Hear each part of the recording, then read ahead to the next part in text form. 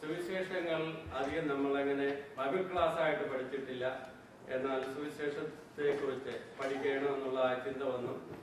ഞാൻ സുവിശേഷങ്ങളിൽ ഇവിടെ ഇരിക്കുന്ന പലരും ഒത്തിരി ഇഷ്ടപ്പെടുന്നത് യോഹന്നാന്റെ സുവിശേഷമാണ്. അതിന് പല കാരണങ്ങളുണ്ട്. യോഹന്നാന്റെ സുവിശേഷം കുറച്ചു ഭാഗം വർഷങ്ങൾക്ക് മുമ്പ് ഞാൻ പഠിപ്പിച്ചിട്ടുണ്ട്.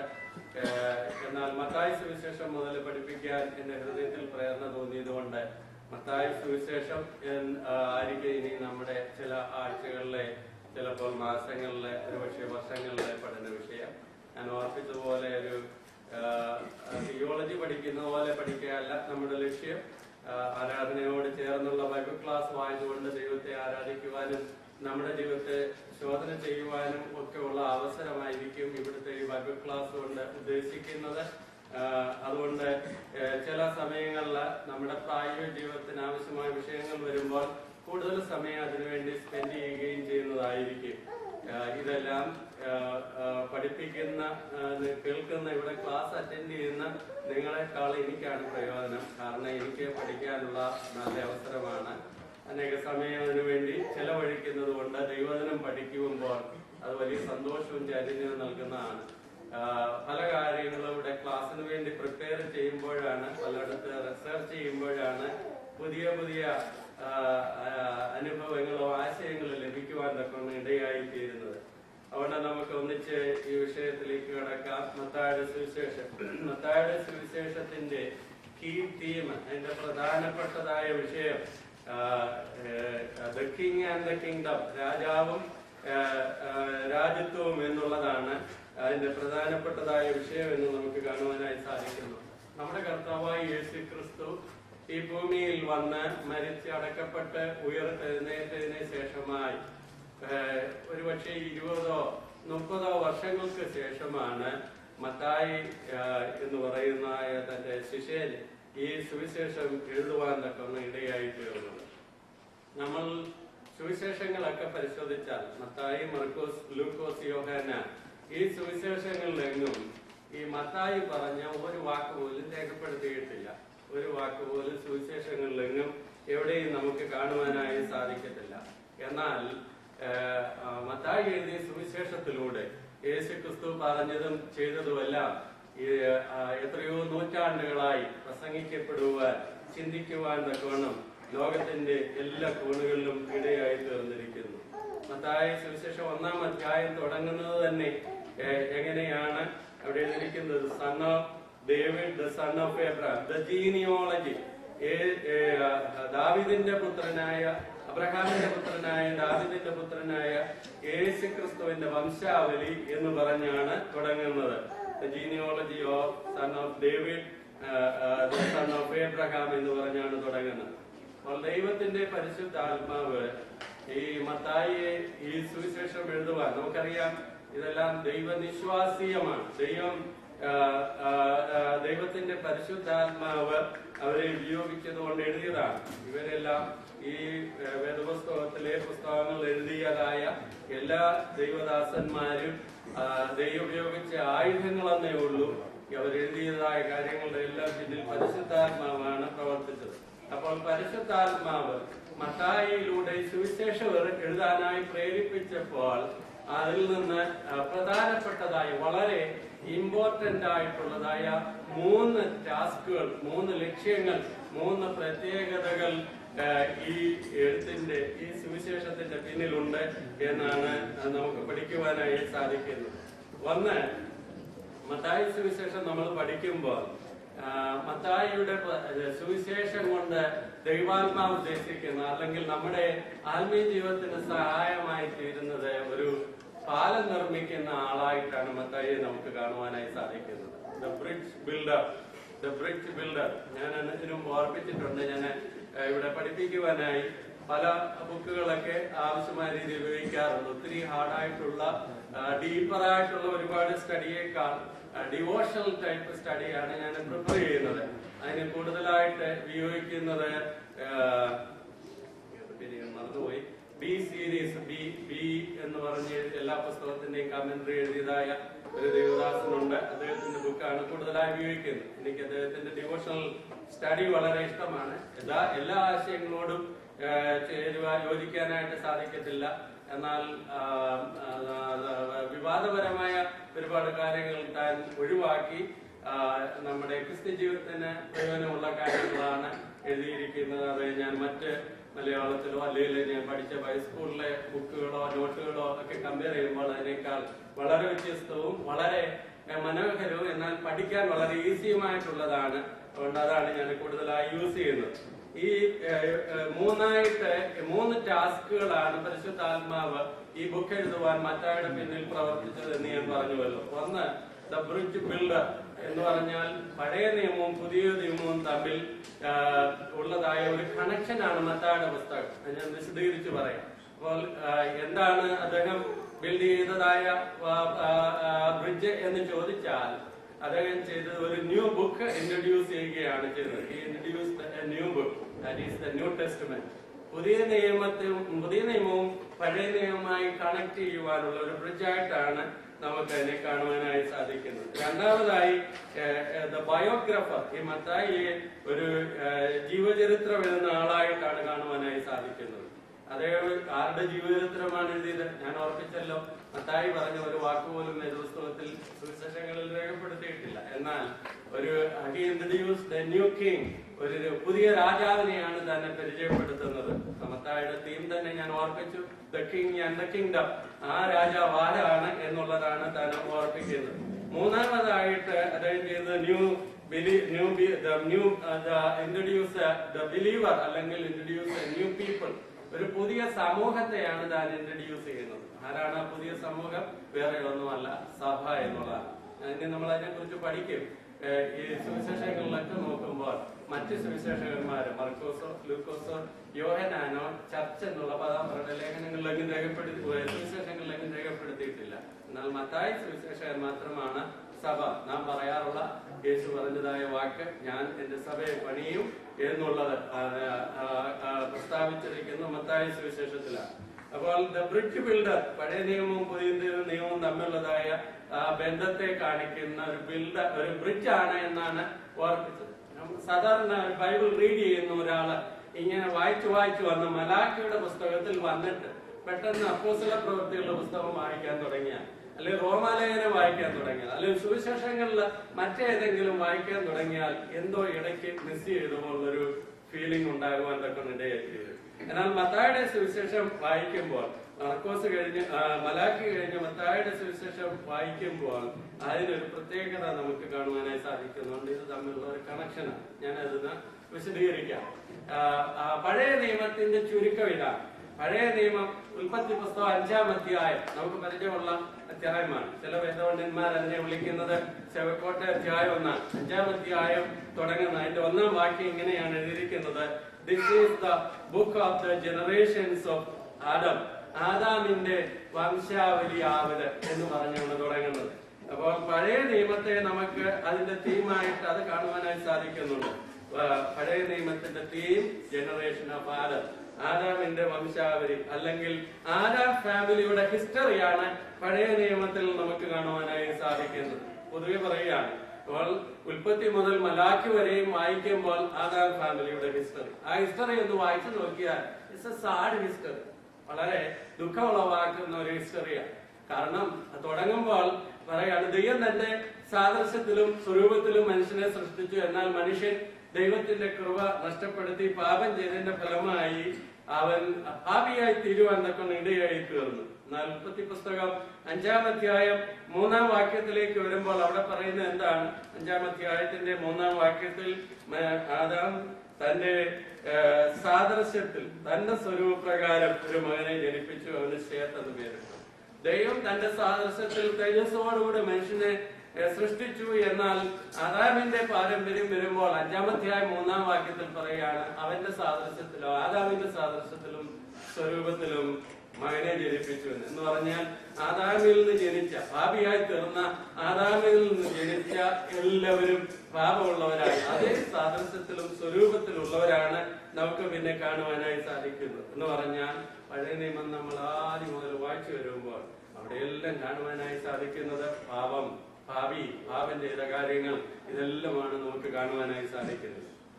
ഇനി ഇത് ബ്രിഡ്ജാന്ന് പറയാനുള്ള കാരണം, പുതിയ നിയമത്തിലേക്ക് വരുമ്പോൾ മത്തായി സുവിശേഷം 1-ാം അധ്യായം 1-ാം വാക്യം മുമ്പേ ഞാൻ ഓർപ്പിച്ചുവല്ലോ. യേശുക്രിസ്തുവിന്റെ അബ്രഹാമിന്റെ സന്തതിയായ ദാവീദിന്റെ മകനായ യേശുക്രിസ്തുവിന്റെ വംശാവലി എന്ന് പറഞ്ഞാണ് തുടങ്ങുവാനായിട്ട് സാധിക്കുന്നത്. അവിടെ ലാസ്റ്റ് ആദാമായി കൊരിന്ത്യർ ലേഖനത്തിൽ നമ്മൾ വായിക്കുന്നു, ഒടുക്കത്തെ ആദാമായി കർത്താവായ യേശുക്രിസ്തു വന്നു. യേശുക്രിസ്തു വന്ന് അവൻ ആദാമ്യ വർഗത്തിന്റെ പാപത്തിന്റെ പരിഹാരത്തിനായി വന്നു. ജീവനുണ്ടാകുവാനും സമൃദ്ധിയായ ജീവനുണ്ടാകുവാനും ദൈവത്തിന്റെ പുത്രൻ വന്നു എന്നുള്ളത് നമുക്ക് കാണുവാനായി സാധിക്കുന്നുണ്ട്. എന്ന് പറഞ്ഞാൽ കുറെ കൂടെ പറഞ്ഞാൽ പഴയ നിയമം നാം വായിച്ചു വരുമ്പോൾ ആദാമിന്റെ കുടുംബത്തിൽ ജനിച്ച നാം എല്ലാവരും, നോ ചോയ്സ്, അതിന് പ്രത്യേക തെരഞ്ഞെടുപ്പ് ഒന്നും ആവശ്യമായി വന്നില്ല. നാം എല്ലാവരും ഓട്ടോമാറ്റിക് ആയിട്ട് ആദാമിന്റെ പരമ്പരയിൽപ്പെട്ടവരായി തീർന്നു, ഭാവികളായി തീർന്നു. എന്നാൽ ജീവൻ നൽകുവാൻ, സമൃദ്ധിയായ ജീവൻ നൽകുവാൻ വന്ന യേശുക്രിസ്തുവിൽ വിശ്വസിച്ചതിന്റെ ഫലമായി, വിശ്വാസം എന്ന് പറയുന്നത് നമ്മുടെ ജീവിതത്തിൽ വന്നതിന്റെ ഫലമായി നാം ആദാമിന്റെ ആ വലിയ പാരമ്പര്യത്തിൽ നിന്ന്, പാപം നിറഞ്ഞ പാരമ്പര്യത്തിൽ നിന്ന് ദൈവപുത്രന്റെ രാജ്യത്തിലായി തീരുവാൻ തക്കവണ്ണം ഇടയായി തീർന്നിരിക്കുന്നു. യേശുക്രിസ്തുവിന്റെ ജനറേഷനിൽ അല്ലെങ്കിൽ ദൈവത്തിന്റെ മക്കളായി തീരുവാൻ ഇടയായി തീർന്നത് അതാണ്. അങ്ങനെ നമുക്ക് കാണാനായി സാധിക്കുന്നുണ്ട്.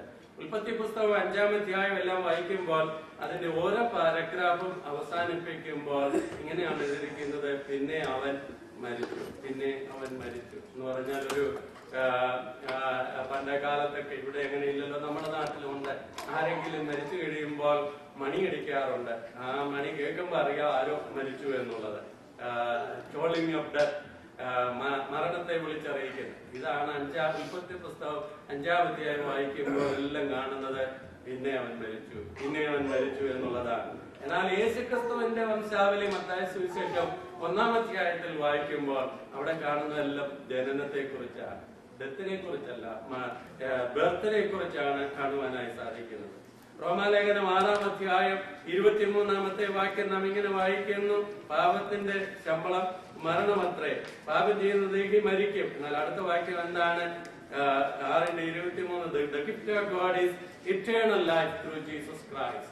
അപ്പോൾ ഇതാണ് നമുക്ക് പഴയ നിയമത്തിലും പുതിയ നിയമത്തിലും കാണുവാനായി സാധിക്കുന്നത്. പാപം ചെയ്യുന്ന ദേഹിയെല്ലാം നിത്യനരകത്തിലേക്ക് പോകുവാൻ യോഗ്യതയുള്ളവരായി, മരിക്കുവാൻ യോഗ്യതയുള്ളവരായി ചേർന്നിരിക്കുമ്പോൾ നിത്യജീവൻ നൽകുവാൻ വന്ന യേശുക്രിസ്തുവിൽ വിശ്വസിക്കുന്ന ഏവർക്കും നിത്യമായ ജീവൻ, എറ്റേണൽ ലൈഫ് ലഭിക്കുവാൻ തക്കവണ്ണം ഇടയായി തീർന്നിരിക്കുന്നു.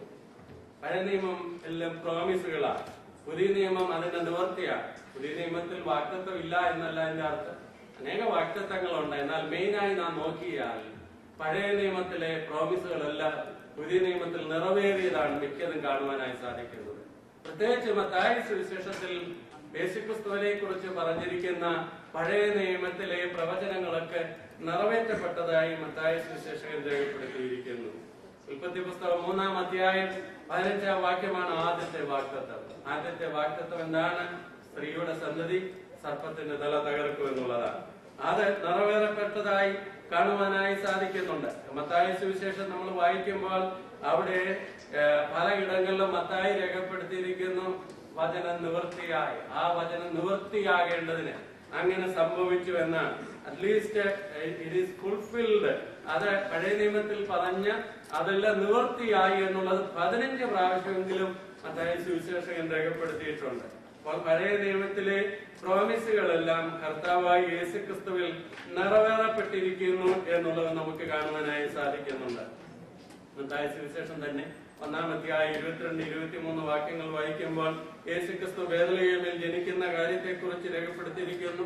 അത് യെശയ്യാവിലെ പ്രവചനമാണ്. യെശയ്യാവ് 7:14 അതുപോലെ തന്നെ അവനെ ഈജിപ്തിലേക്ക്, മിസ്രൈമിലേക്ക് കൊണ്ടുപോകുന്നുള്ളത് അത് മത്തായി സുവിശേഷം 2:14-15 അവിടെ മത്തായി രേഖപ്പെടുത്തിയിരിക്കുമ്പോൾ ഹോശേയ പ്രവചനം 11:1 നിവൃത്തിയാണ് കാണുവാനായി സാധിക്കുന്നത്. മത്തായി സുവിശേഷം 2-ാം അധ്യായം 22 വാക്യങ്ങൾ അവിടെ താഴോട്ട് വായിച്ചു വരുമ്പോൾ നസ്രയത്തിൽ യേശുവിന്റെ ബാല്യകാലം ചെലവഴിക്കും എന്നുള്ളത് പഴയ നിയമത്തിലെ പ്രവൃത്തിയായി രേഖപ്പെടുത്തിയിട്ടുണ്ട്.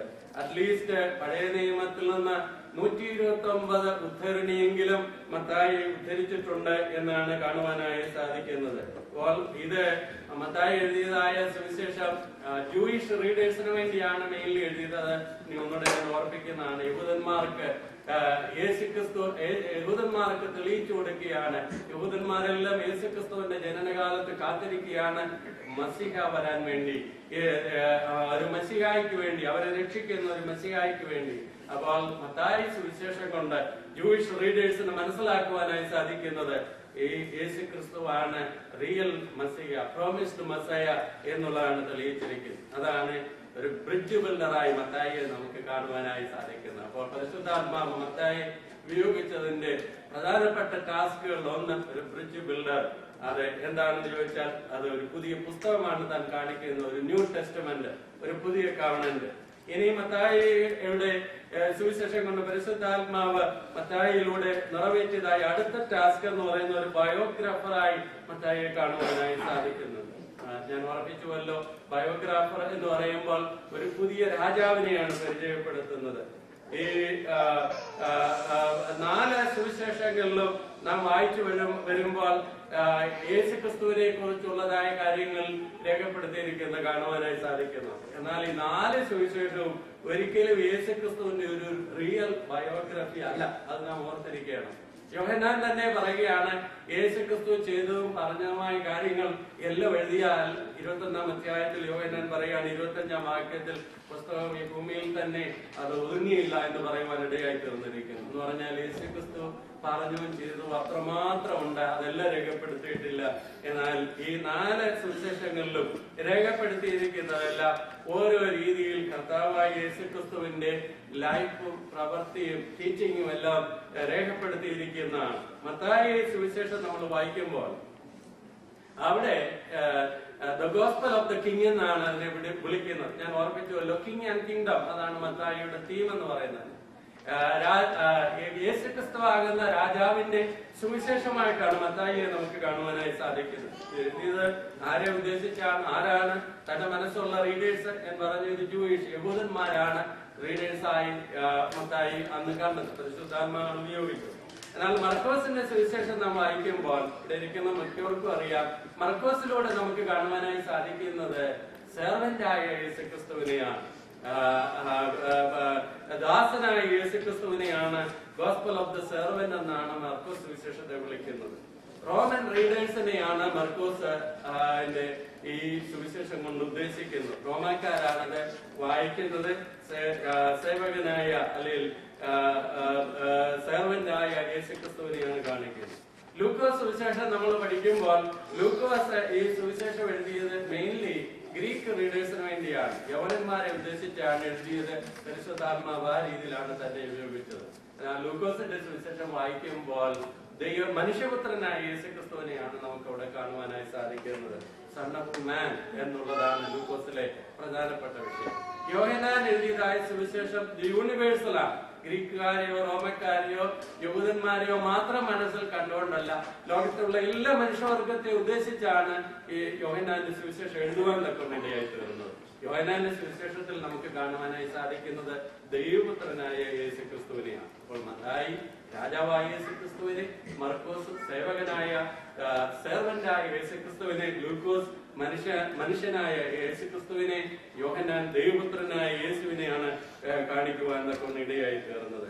എന്നാൽ ഇതെല്ലാം ഒന്നിച്ച് വായിക്കുമ്പോഴാണ് മനോഹരമേറിയതായി കാണുവാനായി സാധിക്കുന്നത്. എന്നാൽ മത്തായി മറ്റ് സുവിശേഷന്മാരുടെ എഴുത്തുമായി കോൺട്രഡിക്റ്റ് വരാത്ത രീതിയിൽ തന്റെ ഒരു പ്രത്യേക ശൈലിയിലാണ് ഇതെല്ലാം നമുക്ക് കാണുവാനായി സാധിക്കുന്നത്. മത്തായി സുവിശേഷം നാം ഒന്ന് ഡീപ്പായിട്ട് പഠിച്ചാൽ മത്തായി സുവിശേഷത്തിൽ പറഞ്ഞിരിക്കുന്ന കാര്യങ്ങൾ 10 ഡിവിഷനാണ് നമുക്ക് കാണുവാനായി സാധിക്കുന്നത്. അത് വളരെ മനോഹരമാണ്. ഞങ്ങളൊന്ന് നോക്കിയാൽ മനസ്സിലാകും. മത്തായിയുടെ സുവിശേഷത്തിലെല്ലാം അത് ആഴമായി നമ്മളൊന്ന് ഇരുത്തി പഠിച്ചാൽ യേശുക്രിസ്തു ചെയ്തതായ കാര്യങ്ങൾ എല്ലാം കുറച്ചേറെ അങ്ങോട്ട് പറഞ്ഞു വന്നിട്ട് അതിനോട് ചേർത്ത് യേശുക്രിസ്തു പ്രസ്താവിച്ചിട്ടുള്ളതായ മെസ്സേജുകളാണ് കാണുവാനായി സാധിക്കുന്നത്, പറഞ്ഞതായ കാര്യങ്ങൾ. അങ്ങനെ ഓരോന്നും പറഞ്ഞ് അതിന്റെ ലാസ്റ്റിൽ യേശുക്രിസ്തു ഇങ്ങനെ പറഞ്ഞ് ഇത് അറിയിച്ചതിന് ശേഷമായി, പറഞ്ഞതിന് ശേഷമായി എന്ന് പറഞ്ഞാണ് ട്രാൻസിഷൻ അടുത്ത ഭാഗത്തേക്ക് കിടക്കുന്നത്. നിങ്ങൾക്ക് ബൈബിളിൽ എവിടെയെങ്കിലും വേണേൽ നോട്ട് ചെയ്തു. 1-ാം അധ്യായം 4-ാം വാക്യം വരെ, 1-ാം അധ്യായം മുതൽ 4-ാം അധ്യായം വരെ ഒരു നാരേറ്റീവായി അനേക കാര്യങ്ങൾ പറഞ്ഞിട്ട് 5-7 അധ്യായത്തിലെ വിഷയം, 5 മുതൽ 7 വരെയുള്ള അധ്യായത്തിലെ വിഷയം എന്താണ്? യേശുക്രിസ്തുവിന്റെ പർവ്വത പ്രസംഗങ്ങളാണ്, സെർമൺ ഓൺ ദ മൗണ്ട്. എന്നിട്ട് 7-ാം അധ്യായം 28-ാം വാക്യം വായിക്കുമ്പോൾ അവിടെ പറയുകയാണ്, 7-ാം അധ്യായം അതിലെടുത്തോടുണ്ട്, പെട്ടെന്ന് വായിച്ച് 7:28. ഞാൻ പറഞ്ഞതിന്റെ ചുരുക്കം ഇതാണ്. അപ്പോൾ 4 വരെയുള്ള അധ്യായങ്ങൾ ഒരു നാരേറ്റീവാണ്. അത് യേശുക്രിസ്തുവിനെ കുറിച്ചുള്ള കാര്യങ്ങൾ, യേശുക്രിസ്തു ചെയ്തതായ കാര്യങ്ങളൊക്കെ നാരേറ്റീവായിട്ട് പറഞ്ഞിട്ട് അടുത്തത് ടീച്ചിങ് ആണ്. 5 മുതൽ 7 വരെയുള്ള അധ്യായങ്ങൾ. അതിന്റെ 7-ന്റെ ഒടുവിൽ വരുമ്പോൾ പറയുകയാണ്, ഈ വചനങ്ങളെ യേശു പറഞ്ഞ് തീർത്തതിന് ശേഷമായി എന്ന് പറഞ്ഞ് ഒരു ട്രാൻസിഷനാണ്, ഒരു ചേഞ്ച് ആണ് അവിടെ നമുക്ക് കാണുവാനായി സാധിക്കുന്നത്. പിന്നീട് അടുത്തത് 8 മുതലുള്ളതായ അധ്യായങ്ങൾ നമ്മൾ വായിച്ചാൽ 9-ാം അധ്യായത്തിന്റെ 34 വരെയുള്ള വാക്യങ്ങൾ വരെയും വീണ്ടും ഒരു നാരേറ്റീവാണ്. ഈ എഴുത്തുകാരൻ പറയുന്നു, യേശു ചെയ്ത കാര്യങ്ങളൊക്കെ പ്രസ്താവിക്കുന്നു. പിന്നീട് ടീച്ചിങ് ആണ്. ടീച്ചിങ് 9-ന്റെ 35 മുതൽ 10-ന്റെ 42 വരെ യേശുവിന്റെ ടീച്ചിങ് ആണ് കാണുവാനായി സാധിക്കുന്നത്. എന്നാൽ 11-ാം അധ്യായം തുടങ്ങുമ്പോൾ അടുത്ത ഒരു ട്രാൻസിഷൻ. 11-ന്റെ 1 എങ്ങനെയാണ്? കൽപ്പിച്ച് തീർന്ന ശേഷം. അപ്പൊ അവിടെ എല്ലാം പറയുന്നത് യേശു ഇത് പറഞ്ഞു തീർന്ന ശേഷം, കൽപ്പിച്ച് തീർന്ന ശേഷം എന്നാണ്. അടുത്തത് 11-ന്റെ 2 മുതൽ നമ്മൾ വായിക്കുമ്പോൾ 12-ന്റെ 50-ാം വാക്യം വരെ ഒരു നാരേറ്റീവാണ്. യേശു ചെയ്ത കാര്യങ്ങൾ, അതിനെക്കുറിച്ചുള്ള പ്രസ്താവനകളൊക്കെ പറഞ്ഞിട്ട് 13-ാം അധ്യായത്തിലെ വിഷയം എവിടെ ഇരിക്കുന്നവർക്ക് അറിയാമല്ലോ, ഉപമകളുടെ വിഷയമാണ് 13-ാം അധ്യായം. അത് ടീച്ചിങ്സ് ആണ്. 13-ാം അധ്യായത്തിന്റെ 52 വരെയുള്ള വാക്യങ്ങൾ ഉപമകളെ കുറിച്ച് പ്രസ്താവിച്ചിരിക്കുന്നു. 13-ന്റെ 53-ാമത്തെ വാക്യം എന്താണ് പറയുന്നത്?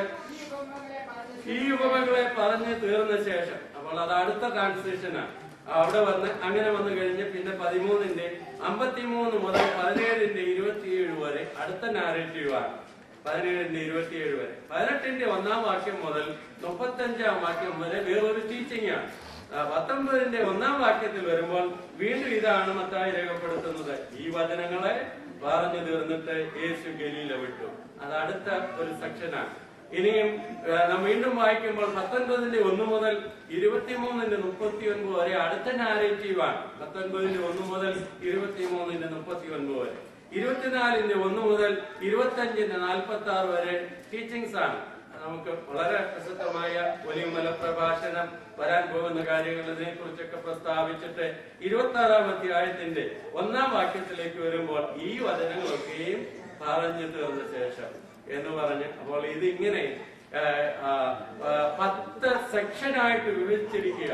10 സെക്ഷൻ എന്ന് പറയുമ്പോൾ ഒന്ന് നാരേറ്റീവ്, അല്ലെങ്കിൽ യേശു ചെയ്തതായ കാര്യങ്ങൾ, പ്രവൃത്തികൾ, യേശുവിന്റെ അതിനോട് ചേർത്ത് യേശുവിന്റെ കുറേയേറെ ടീച്ചിങ്സ്. പിന്നെ പറയാണ് ഇങ്ങനെ പറഞ്ഞു തീർന്ന ശേഷം അടുത്ത ട്രാൻസിഷൻ.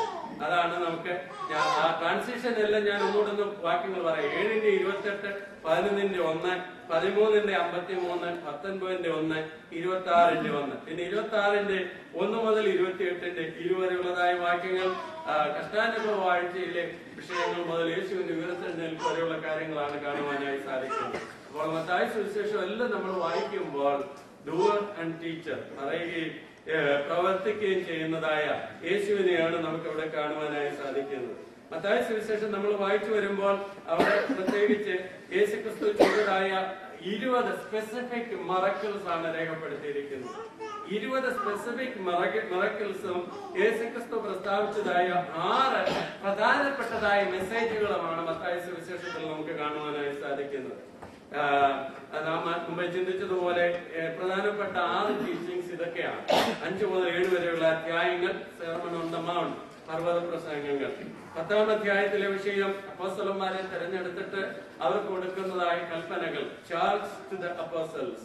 13-ാം അധ്യായത്തിലെ വിഷയം the parable of the kingdom, ദൈവരാജ്യത്തിന്റെ ഉപമകൾ. അതാണ് 13-ാം അധ്യായത്തിലെ വിഷയം. 18-ാം അധ്യായത്തിൽ ക്ഷമിക്കുന്നതിനെ കുറിച്ചുള്ള യേശുവിന്റെ പാഠമാണ് 18-ാം അധ്യായത്തിൽ കാണുവാനായി സാധിക്കുന്നത്. പരീശന്മാരെ ശാസിച്ചുകൊണ്ട് അവരെ 23-ാം അധ്യായത്തിലെ ടീച്ചിങ് നമ്മൾ വായിച്ചു വരുമ്പോൾ അവിടെയെല്ലാം നമുക്ക് കാണുവാനായി സാധിക്കുന്നത്, അപടഭക്തിക്കാരായ ശാസ്ത്രന്മാരും പരീശന്മാരും ആയതുവരെ നിങ്ങൾക്ക് കഷ്ടം പല പ്രാവശ്യം റിപ്പീറ്റ് ചെയ്ത് കാണുവാനായി സാധിക്കുന്നുണ്ട്.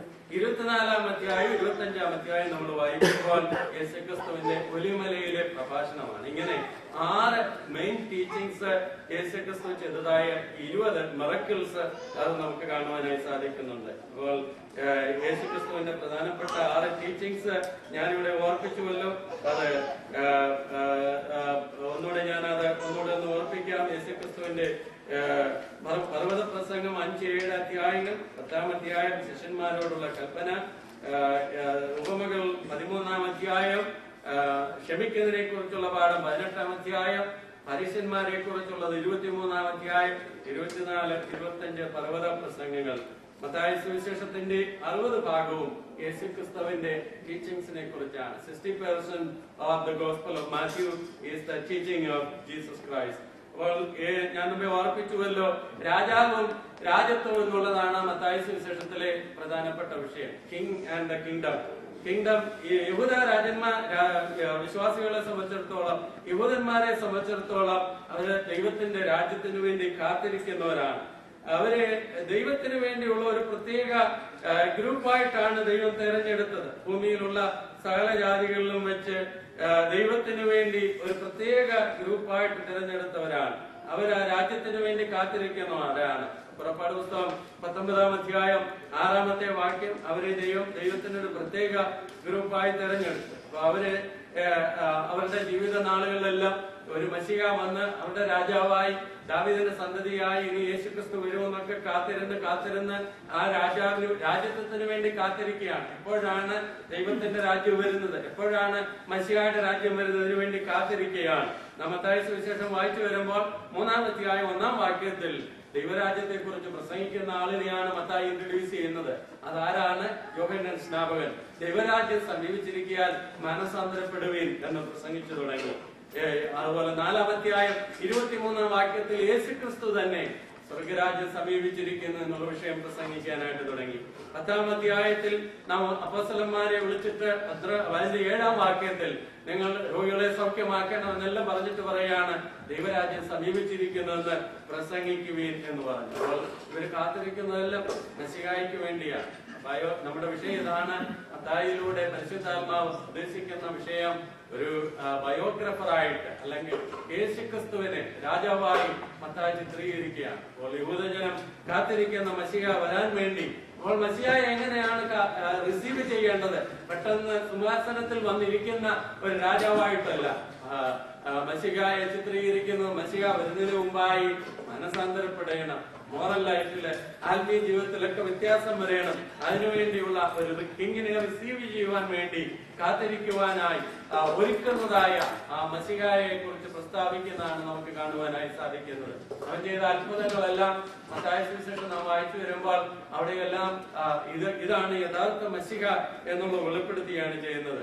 8-9 അധ്യായങ്ങൾ, മത്തായി സുവിശേഷം 8-9 അധ്യായങ്ങൾ നമ്മൾ പഠിച്ചാൽ അവിടെ യേശുക്രിസ്തു ചെയ്തതായ 10 അത്ഭുതങ്ങൾ ഈ 8-9 അധ്യായങ്ങളിൽ തന്നെ, 2 അധ്യായങ്ങളിൽ തന്നെ നമുക്ക് കാണുവാനായി സാധിക്കുന്നുണ്ട്. ക്രോണോളജിക്കലായി നടന്ന സംഭവ പരമ്പരയായിട്ട് ഉള്ളതായ ചിത്രീകരണമല്ല മത്തായി സുവിശേഷത്തിൽ നമുക്ക് കാണുവാനായി സാധിക്കുന്നത്.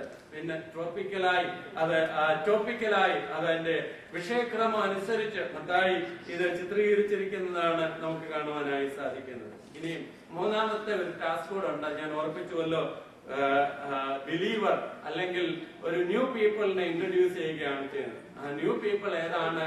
ഞാൻ ഓർപ്പിച്ചു, അത് മറ്റൊന്നുമല്ല, ദൈവത്തിന്റെ സഭയാണ്. സഭയെ കുറിച്ചുള്ള ചിത്രീകരണങ്ങളുണ്ട്. ഇന്നത്തെ സമയം തീർന്നുകൊണ്ട് ഞാനത് ഇവിടെ അവസാനിപ്പിക്കുകയാണ്. അടുത്ത ആഴ്ച നമുക്ക് ചിന്തിക്കുവാനായിട്ട് സാധിക്കും. അപ്പോൾ മത്തായി സുവിശേഷം ആണ് നാം പഠിക്കുന്നത്.